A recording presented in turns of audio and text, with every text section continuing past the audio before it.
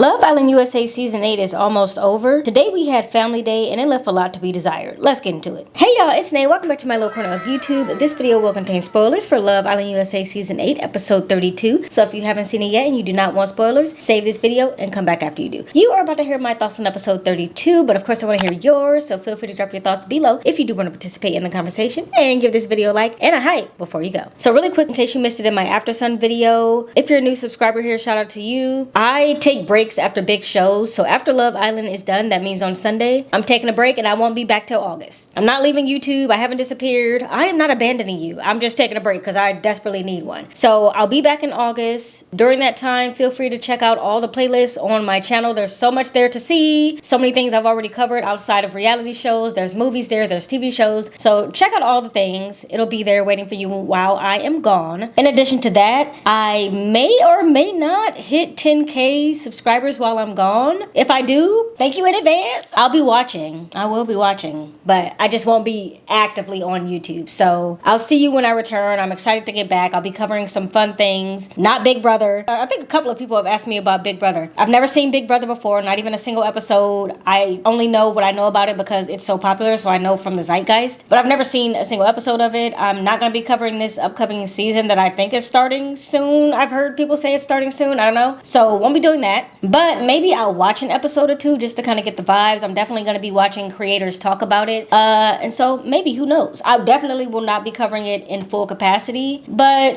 who knows if I pop in with a video or two. Don't get your hopes up for it though. Also, this is likely going to be my last video of the Love Island season. Maybe I'll have an after sun video, but that's it. Tomorrow is Friday, so you know we go live on Fridays. We're also doing an after party for the finale. Stay tuned to my community tab so you can have dates and times and all of that stuff. But yeah, we have 2 more live shows, so this may be my last video sans after sun. Just a heads up there. This has been amazing covering this season with you.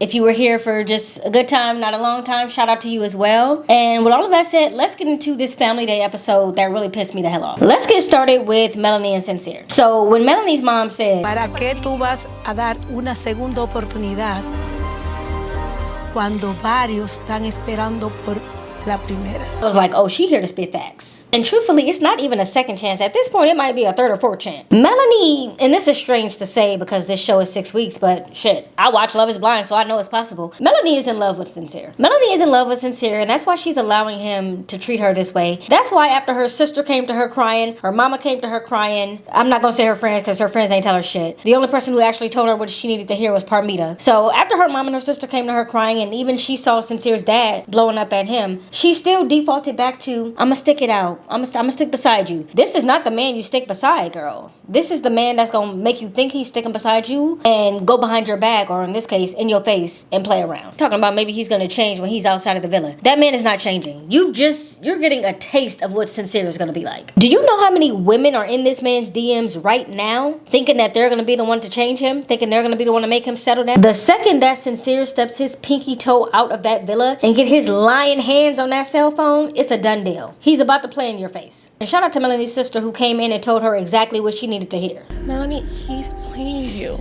You think he still is? Melanie, he's playing you. He's just going to slow you down. Now, we do have to give some props to Sincere's dad, because his dad came in and said, hey, bro, you bringing shame to the family name. I can't believe you brought your ass on TV and embarrassed me like this. I would never let someone sit at a table with me that moved like that. Right. Why would you move like that? You know, to lead these women on and then just cut them down? I mean, are you scared of commitment? What is it? Like, come on, bro. These are grown women. How you get read by your dad? And Sincere's ass is still lying. I have so much love and so much oomph in my heart, where I'm not coming from a place of malintent whatsoever. What the hell is oomph in your heart? What does that mean? There's no oomph in your heart. There's no pep in your step. And there's no honesty in your words. There's no sincerity in the things that you say. Only in name. And his dad is like, oh, well, this isn't him. This isn't how he moves. We can't tell, sir. Now, I know he could be under, you know, special circumstances in the villa, but he's gotten a taste. This man is not gonna move any other way for a long time. Sincere and Melanie had a long talk about this, obviously, because it's very obvious that her family didn't like him and his family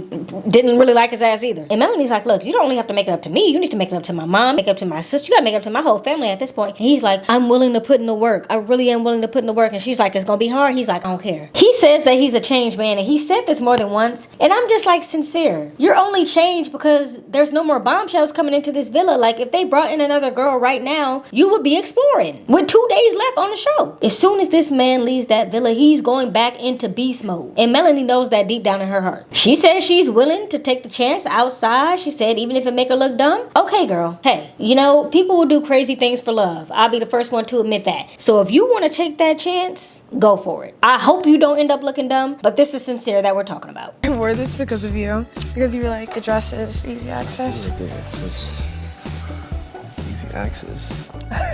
Aniya is not a slow burn. She just didn't like Casey. And if I'm being honest, I really think that Carl needs to mind his damn business. Aniya congratulates Casey on his new relationship, and Carl was like, that was so big of you. You're such an amazing person. That was so big of you considering everything that happened between you guys. She's not the bigger person. She's the one that's been causing the chaos. She is the chaos conductor. And then Carl's mom comes in and she says, oh, Aniya's so grounded. Aniya's so patient. And I'm fully convinced that Carl's mom didn't start watching Love Island until Carl got brought on to Love Island, because there's no way she thinks any of those things about Aniya. Damn sure not grounded. And then we meet Aniya's mom, and it all came full circle. Now I understand why Aniya is the way she is. Her mom came in telling her, you're so pure. I'm just so happy that you've remained so pure during this whole experience. First of all, you have been so pure in who you are. Thanks, Mom. No, no more crying. Okay. Like, sir, like for her, you better make me mad. What is this obsession with her being a pure soul? She's not a pure person. A pure person wouldn't get up in a man's face like that, like she did. No, nothing is pure about her. I'm sorry. I know she your daughter, she your little angel. There's nothing pure about her. Aniya has been told all her life that she can do no wrong. She told us that herself. I grew up as a princess. All of this. Then her mom comes in and confirms that bias that she has about being able to do no wrong. You've just been moving so pure. Don't worry. You're so pure. Girl, tell your daughter that she been fucking up. Tell your daughter that she wrong for calling this man a bitch behind his back and getting in his face and yelling like that. Nothing is pure about that. So I'm really not buying that. But I understand why Aniya is the way she is. Her mom has been enabling her. And it's so funny because for weeks now, the people who can't stand KC have been saying, and even the people in the villa, KC just used her. She was just a placeholder. She was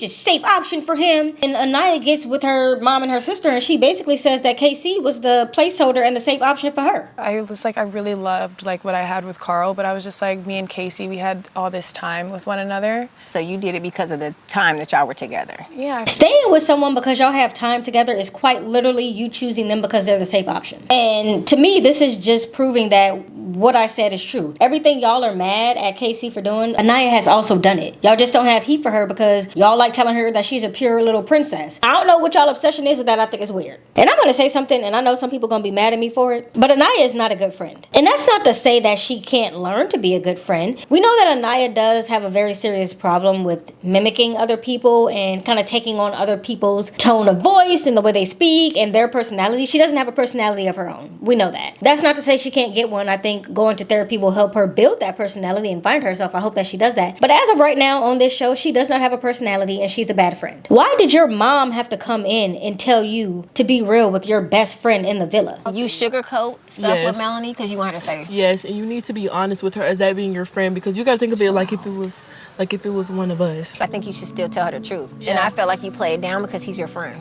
She can't make moves without somebody else telling her how to be. And that shows in her friendship. She's used to her mom telling her what to do and how to act. And now she's leaning on her friends in the villa to do the same thing. She doesn't know how to be her own person. And it's actually kind of unfortunate. If I'm Melanie, I don't even trust Aniya anymore, because why did it take your mom telling you that for you to be honest with me as your best friend? I don't trust you now. You are such a beautiful woman, and you do not deserve someone who is super toxic. You have been through an emotional roller coaster.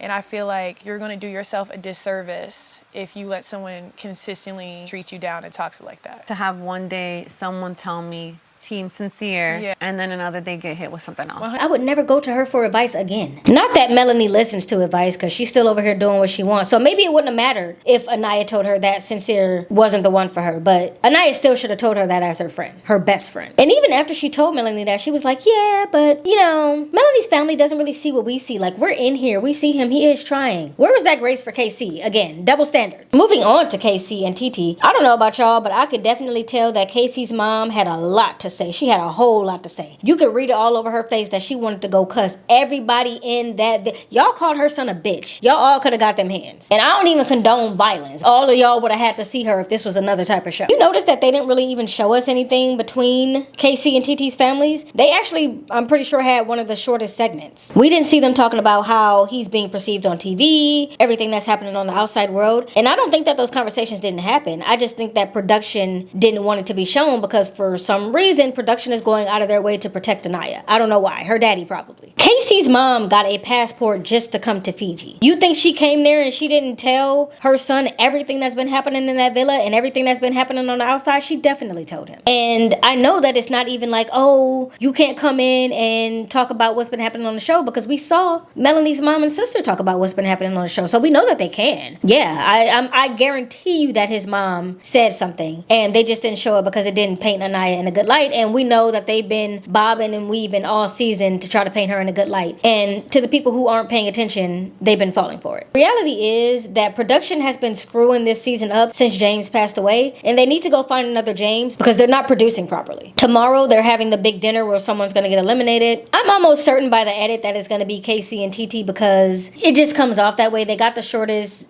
bit of the family day and all of that stuff. So I'm prepared for that. But to that I say, KC has had a fantastic run. I hope he comes out and he ignores all the people who are delusional, basically. Moving on to Kata and Zach. Before family day, Kata brought up to Trinity that she didn't like Trinity calling her situationship with Zach a situationship. And Trinity apologizes, but Trinity know what it is. And then when Kata goes to Zach to talk to him about how that conversation with Trinity went, she's like, yeah, it went great. Like, Trinity took accountability. What exactly does Trinity need to take accountability for? For giving you the proper definition of the type of relationship you're in? There's no accountability that needs to be had here. The only person who needs to be taking accountability is Zach for finessing you into thinking that exclusive means anything other than boyfriend and girlfriend. One thing I did find interesting in that conversation they had, though, was that Trinity says she finds it annoying how much Zach flirts with Bryce. So she's going to be in for a rude awakening when she gets out the villa and see just how much they've been flirting with each other and humping each other and groaning and moaning. And it's so funny because even when Kata and Zach tell their families are like, so you guys are boyfriend and girlfriend? And they're like, no, we're not. We said after here, like, we're like officially like dating or whatever. Wait. Not like exclusive. But not like boyfriend, girlfriend yet. Okay. Just exclusive outside of here. Well, that's boyfriend, girlfriend. Somebody said this in my comment section. If you gotta do all this algebra and carry the 2 and multiply that by the prime number, if you gotta do all that to explain what you are with somebody, then it's a situationship. And I don't know who this girl talking to Zach is. Really, I don't remember if it was his sister or cousin or whoever she is, but she need to mind her damn business. Listen, I don't think I went too in. you didn't, and you did unlike other people, you didn't say anything bad. Girl, mind the business that pays you. You mind the business that pays you, please. Because your brother, whatever he is to you, was kissing all over a racist, and he would have brought her back if she didn't get eliminated. So please mind your business and mind your family's business. And this might be a little bit of a stretch, but you know, I like to stay flexible. Why is Charlie talking to Zach about how to move once he's out of the villa? He's like, yeah, you're gonna go to the States and then you're gonna do this, you're gonna hang out in New Hampshire for a little bit and then you're gonna do that. It's given that was the plan the whole time. So you're gonna be exclusively dating. Yeah. So what you do is you come to the States and then you work it out with her, you go to New Hampshire, you work it out. It's given the plan was to go to the States. And I'm not even the type of person that's like, oh, everybody wants to come to America. I don't think that. I think that's actually delusional. America has a lot of problems. So I don't think all foreigners want to come here. But I think that Zach wants to come here. And I think Charlie and Zach, just from that little interaction that I heard, yeah, is given that was the plan the whole time. Moving on to Kenzie and Dylan. We need to get Kenzie's brother on next season of Love Island. He's such a cutie. And he's perfect age for Love Island. Now, I don't know what Dylan did to make his mom mad at him, but she came to family day ready to lie to her son. But even if you felt like she wasn't being honest with you, she then apologized. No, she did. And she owned up to it, and I think that's amazing. There's no way you watch Kenzie move the way that she moved. Now, to her point, she said, oh, I don't think you really did anything wrong. She did Love Island, but she is lying to your son. Most of the men that she shook hands with, she told those things. So I really don't understand letting her come in here and lie to your son and then telling your son, yeah, I really feel like she likes you. Girl, now Kenzie's over here talking about she's ready to close things off, not just in the villa, but in the real world. First off, there's 2 days left in the villa. What are you talking about? Secondly, you're not ready to close off anything, Kenzie. You about to be clam slamming all over the U.S. And now Kata has taught her a new word, so she's using that instead of using boyfriend and girlfriend. In the outside world, I want to, be exclusive. So it's an amazing feeling. Lastly, we have Bryce and Trinity. They brought Trinity's mom in to try to convince her that Trinity and Bryce are a real relationship, even though we can all see with our own eyes that they're not. I really love the connection that you two have. I believe it's genuine because I've seen you cry and I've seen her cry. I know that you genuinely care a whole lot for this man. I really do. You know, I know I can see that. And of course, I'm your mom, so I know when you're faking it and when you're not. And my thing here is, y'all know I don't have a problem with the age gap relationship, but I have a problem with this age gap relationship. Didn't Bryce say that he didn't know how he was going to pay his rent and he's kind of like a freelance model or something? He's 30 years old. He turned 30 while he was in this villa. And while he could possibly make a bag once he gets out of Love Island, because this show tends to do that for people, what is this 30-year-old with no job and no way to pay his rent going to do for your daughter? She's 22. Here's my belief. If you're in an age gap relationship and you are the older person, you better be bringing the damn table to the table. Because why am I with you if you can't bring me something that I don't have at my age, if I'm significantly younger than you are? I can just picture him taking her with him to DJ gigs and making a splash there. We don't need any more of that, Ann. So if I'm Trinity's mom, I would be like, what are you at your big age going to do for my daughter as a 30-year-old man? When I'm sitting there and watching all the other parents talk to their kids, they're talking to their kids like their kids are freshly past being 18, because they are. But when Bryce's mom is talking to him in the same way, I'm like, girl, this man is 30. It's your mom. We wait our whole lives to see moments, and the way you conducted yourself. Yes. We raised a gentleman. Yes, you did. All of this, I'm so proud of you. I feel like you've grown a lot. He's 30. The time for these conversations has long passed, and so all of it comes off as inauthentic to me. That being said, I've been saying that they are a fake couple since the beginning. Literally, go back and watch my videos. I've been saying it. And I also think that that Love Island production wants them to be the next Nicolandria for whatever reason. They have no chemistry, but whatever. And I do think they're setting them up for the win. They had the best and biggest, longest edit for Family Day. Family gets along so well, like all these things. So I think it's pretty obvious. No one's going to be surprised if they win this thing. Do they deserve to win? No. But they're production plans, so they're probably going to. Like I said, I will be back here tomorrow for our typical Friday live stream, and then stay tuned to my community tab for any more updates after that. Other than that, I'm going to get this edited and up to you, and I'll see you in the next one. Bye! Bitch, is that a cricket? Oh, heck. Bitch, is that inside? Bitch, is that? Hell no. I got to call the exterminator, bitch. Shadow, why'd you knock now what my water bottle do to you? Why'd you do that? Why'd you knock my water bottle over like that? That's crazy. That's crazy. And you're not even trying to go that way. You just did it just for the sake of it. Her mom has been, what's the word I'm looking for? Oh my God, what is it when they go on my 600 enabling? I love you. 5'9" brown eyes.